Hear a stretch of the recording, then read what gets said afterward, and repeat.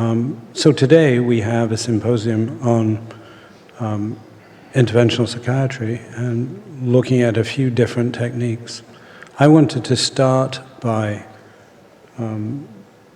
looking at, well, first, because I'm Canadian, I have a land acknowledgement because I live on the land of Indigenous people who've been there for thousands of years.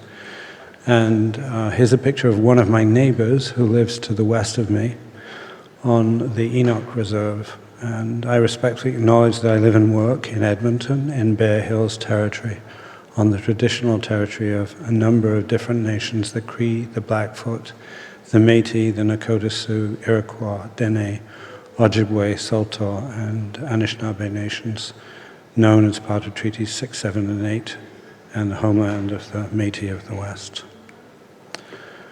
Affiliations and disclosures, I'm involved in a few more things than was in the introduction.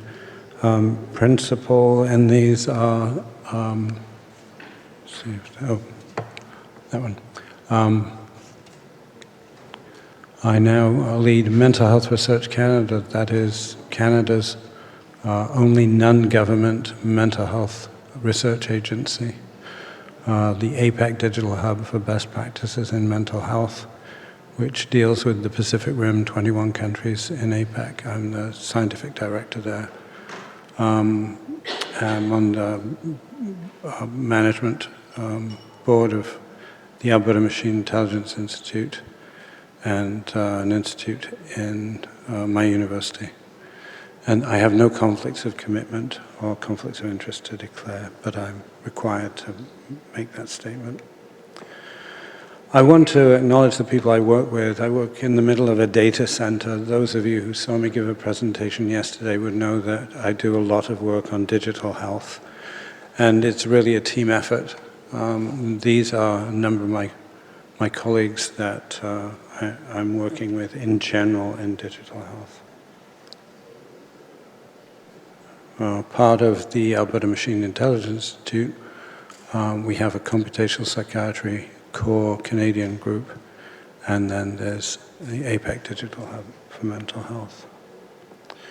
In computational psychiatry, we work on a number of illnesses, mood and anxiety disorders, substance use, schizophrenia, PTSD, and child disorders, ADHD, autism, in aging, mild cognitive impairment, Alzheimer's disease, and also in epilepsy, and use a variety of data, genetic, imaging data, neuropsychological data, natural language processing and speech, and health records.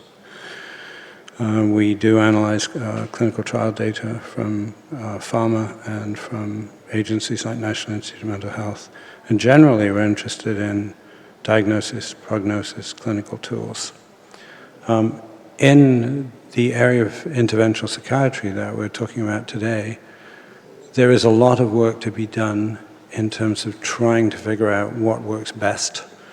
And there are some barriers and facilitators to using some of these techniques, whether it's RTMS or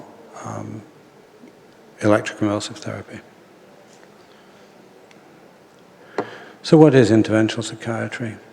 The name arose in 2013 in a strange way. There was a meeting of the American Psychiatric Association at which people were talking about this new emerging interventionalist field.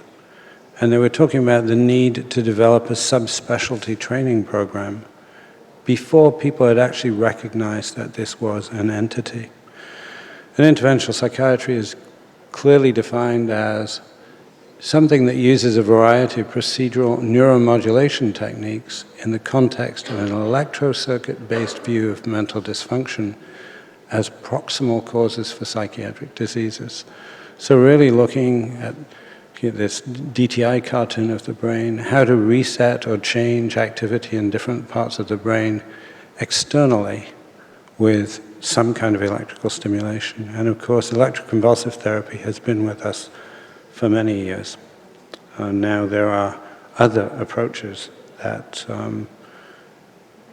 are of high interest. this was the original paper. So the original mention was 2013 in an interview, and this is 2014 in Academic Psychiatry. And the focus is actually on a training program.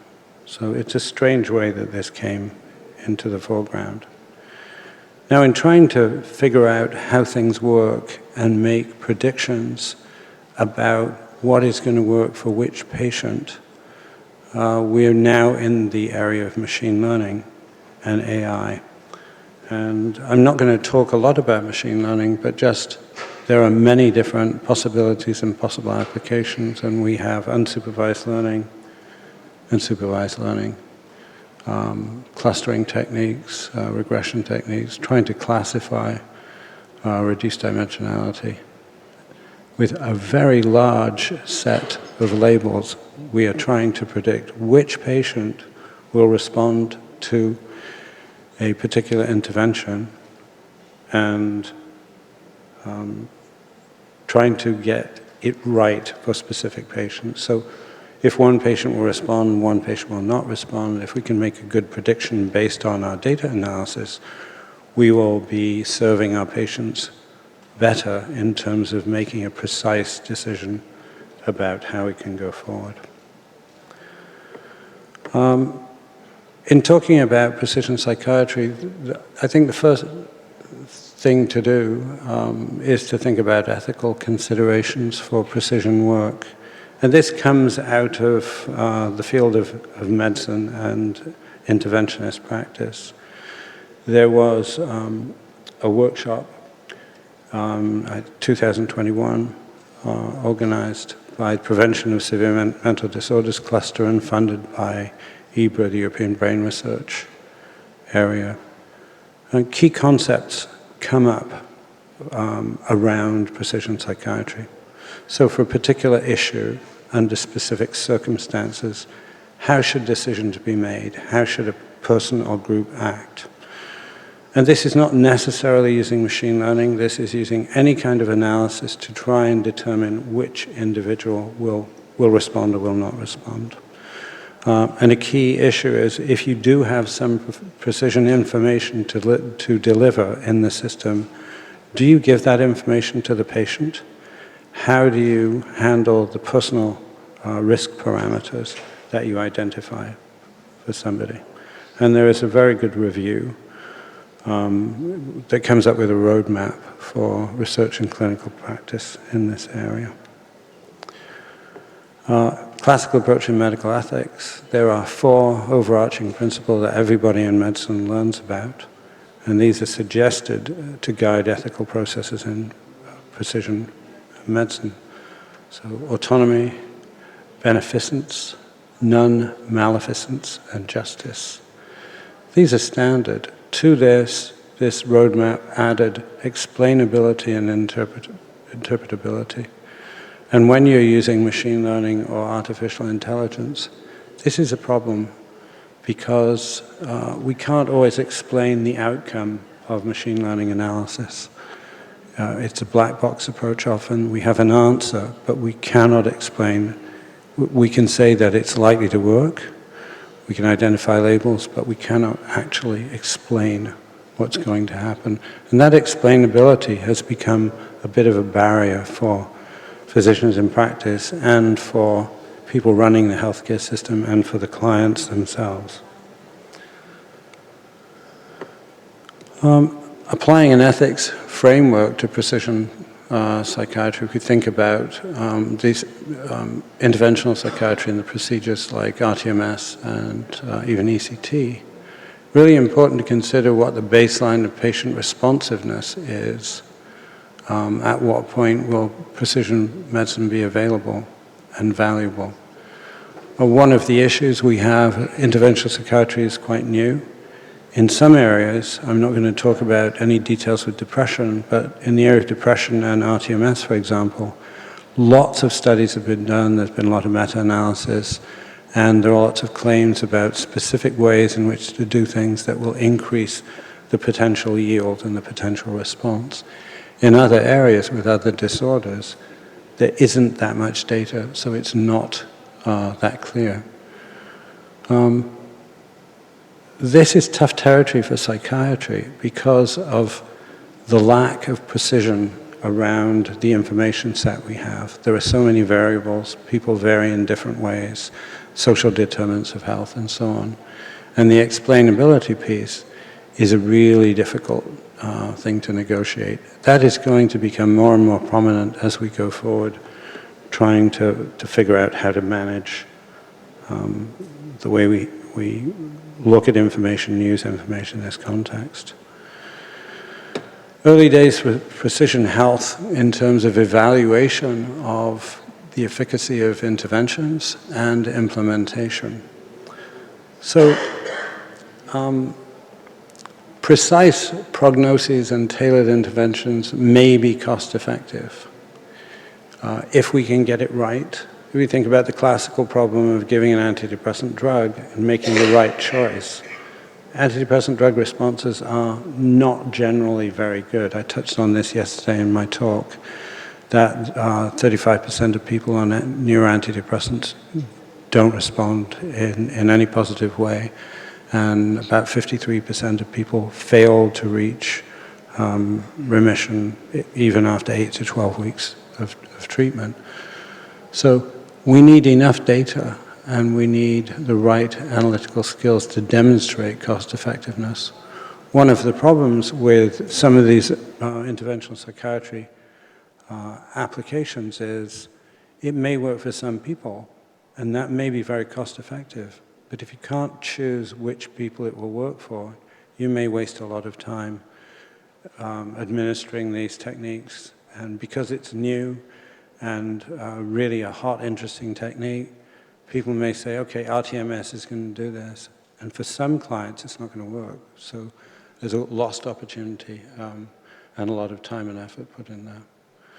We don't have a lot of experience with interventional psychiatry.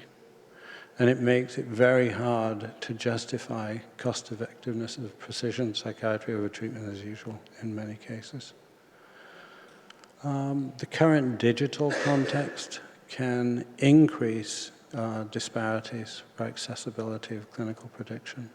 Some people have much better access to complex analysis than others.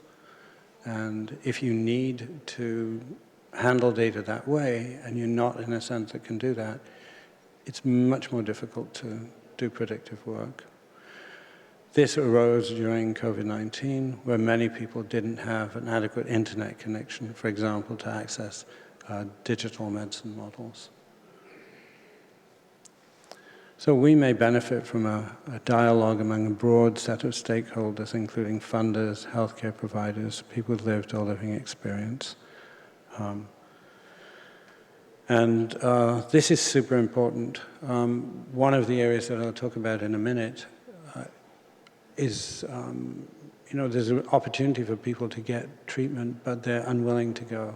They don't understand what's being offered. It's not conventional. They're not convinced. And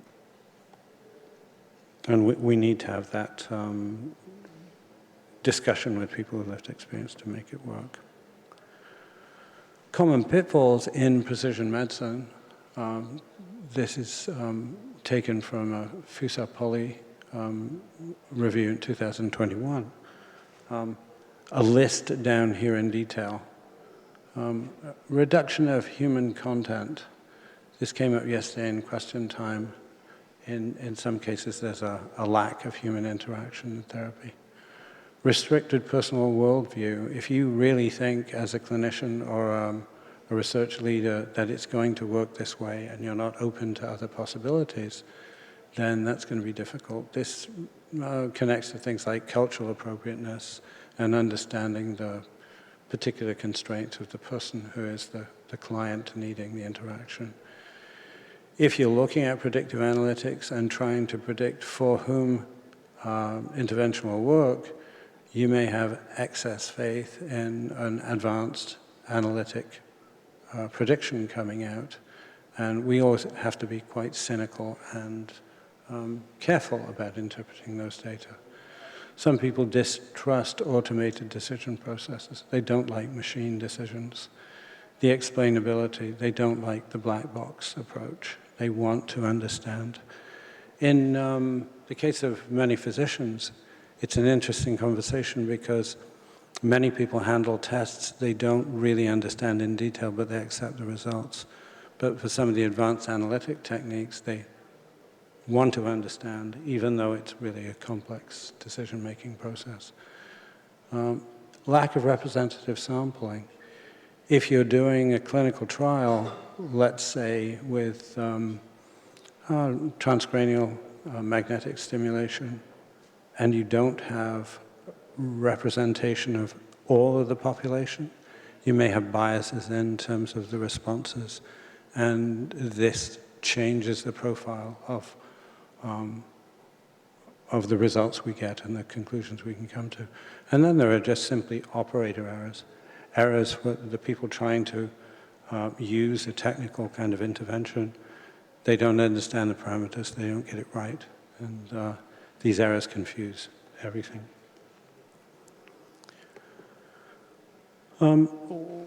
An example, looking at, this is not machine learning, but looking at the use of repetitive transcranial magnetic stimulation for obsessive-compulsive disorder.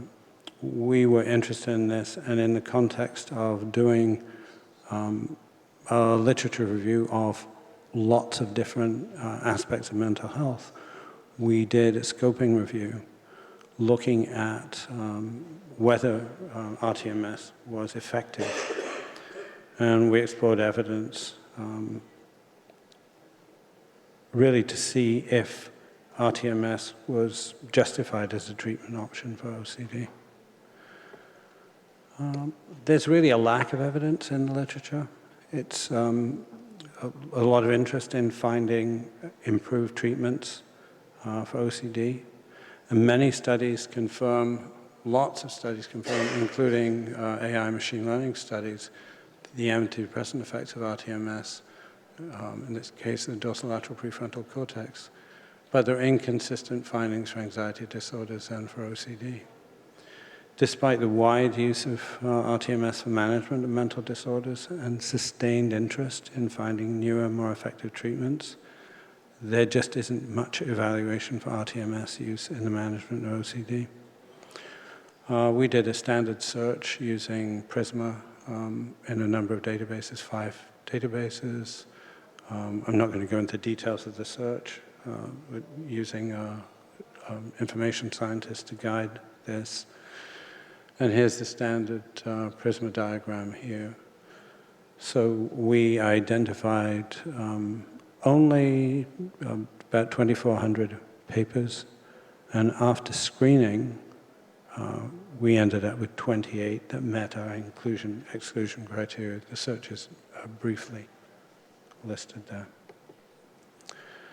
28 studies that we saw suggest that RTMS has potential as a safe and clinical effective treatment for OCD. But in the studies that were included, there were diverse outcome measures and inconsistent findings. But there were some consistent results showing significant OCD symptom improvement. So the protocols for RTMS stimulation parameters vary greatly, even across this small cluster of studies. Poorly defined intervention protocols and different measurement tools used for similar outcomes make it very difficult to have a really standard analysis. So evidence that it probably will work, but based on inconsistencies between studies, we cannot identify the optimal treatment parameters for RTMS. And machine learning has been used successfully to predict treatment response in major depressive disorder, but no such analysis is possible for RTMS on OCD because we just don't have enough data yet. And this is a paper referencing, it's an overview of machine learning analysis of RTMS for major depressive disorder. That's a very robust set of data. There are 2 other patient-oriented studies that I'll mention. One is trying to look at a combination of treatments, and the other is a protocol for a study we're in the process of doing. I'll mention the protocol first because we're interested in treating maternal depression. So understanding barriers and facilitators for treating pregnant women in Canada, in this case, has a lot of advantages because of the relatively low side effects compared to pharmacological intervention in that group. And we did a study of combining RTMS and ICBT, so Internet-Delivered Cognitive Behavior Therapy, to see if there would be additive effects. The combination study is a prospective two-arm randomized controlled trial, collaboration with the Vincent Ajapong group in Nova Scotia and Dalhousie in Canada. And the two arms were RTMS sessions alone, or RTMS sessions plus internet-delivered CBT. And the slide seems to have gone wrong with the formatting here. Some standard measures, including Hamilton, Columbia Suicide Rating Scale, and QIDS, SR for subjective depression, and the EQ5D for quality of health in participants. So after adjusting for baseline between individuals, the study failed to find a significant difference in the changes in scores from baseline to 6 weeks between the two treatments. So RTMS was effective, ICBT, it's unsupervised ICBT, just on your own on the internet, was also effective, but the combination was not effective. So our findings do not support the use of combined treatment with RTMS and ICBT for treatment-resistant depression in this case. Peripartum depression, looking at the protocol to look at maternal health, is a major public health issue. Suicide and overdose for women who die within the first year of birth, it's about 30% of women who die in the first year after birth actually die of suicide. And RTMS would be a great treatment to promote in women, probably because of the low side effect profile, if it's acceptable to them. It has some promise as an effective treatment. More research is required, so we propose to do a mixed method study in which we want to identify current barriers and facilitators for women with peripartum depression so that they can access treatment in general, but particularly RTMS as a safe, low side effect approach. So the study is a mixed method study with self-administered surveys, focus groups, and interviews. The approach is to try and make this anonymous. It's possible to do that even with focus groups with Zoom.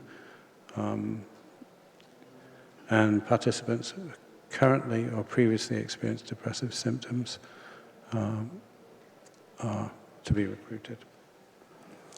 The study will follow what we call an equity, diversity, and inclusion perspective on sex and gender and ethnicity with gender-based analysis. Gender-based analysis plus is the analytic tool that will be used, and there'll be a qualitative and quantitative analysis of the data. So we want to ask the women how they feel about accessing RTMS. What are the barriers? What are their fears about this? Do they understand the protocol? Do they understand how they would be treated, where they would go, and so on? The general public is not that familiar with this kind of approach. We need more analysis of patient-centered measures in interventional psychiatry. It's really important to understand barriers and facilitators for access to care.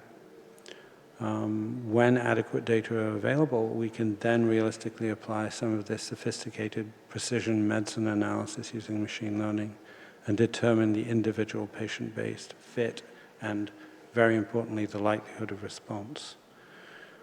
Precision health analysis has to include controls for bias, and optimally, is super important, must include a co-creation approach. So rather than deciding what we do with these clients and patients, we actually have to bring them into the research team, talk to them about their perceptions, their fears, their hopes, the convenience or inconvenience, and what they think or have heard about side effects.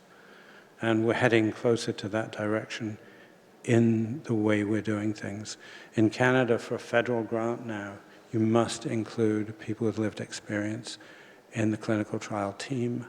It is a requirement to ask the stakeholders, including patients, what their personal response is, how they feel, how much they are informed. And they provide input into what they think is needed to enable the population to understand the intervention more. So it's a kind of democratization of the way we're going forward. And we're required to have a knowledge champion who is actually a person with lived experience, who's able to translate the work and discussion we're having out into the patient and patient advocacy group. And that's it for me. Thank you very much for your attention.